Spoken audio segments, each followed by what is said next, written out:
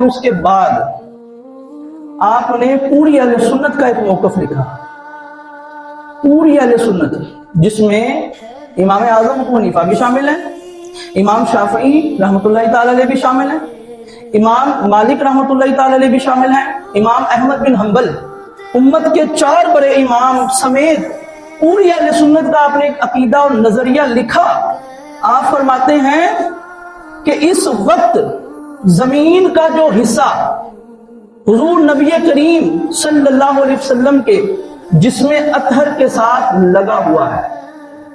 حضور کا جو حصہ حضور اکرم صلی اللہ علیہ وسلم کی جسم اطہر کے ساتھ زمین کے جس حصے کو لگنے کا شرف ملا ہے، وہ حصہ کعبہ عرش و کرسی سے بھی افضل ہے۔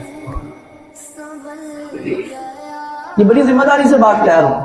زمین کا وہ حصہ، آپ نے بات سمجھی نہیں مجھے لگتا ہے، یعنی کہ اس وقت نبی کریم صلی اللہ علیہ وسلم جہاں پر آرام فرما ہے قبر شریف کے اندر، تو جو حصہ سرکار کے جسم سے وہ کعبے سے بھی افضل، وہ عرش معلیٰ سے بھی افضل، وہ کرسی سے بھی افضل، جس کرسی کا ذکر اللہ نے قرآن مجید میں بھی کیا، جس عرش معلیٰ کا ذکر قرآن مجید میں بھی کیا، ان سب سے افضل ہے وہ حصہ جو حضور کے جسم اقدس کے ساتھ لگا ہے۔ اور آپ نے اس موقع پر علامہ شامی رحمۃ اللہ تعالی علیہ کی کتاب کا حوالہ دیا، رد المختار کے اندر علامہ ابن عابدین شامی رحمۃ اللہ تعالی علیہ نے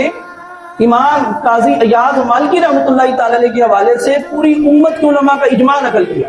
کہ سب کا موقف یہ ہے کہ یہ حصہ جو ہے وہ کعبے سے بھی افضل ہے۔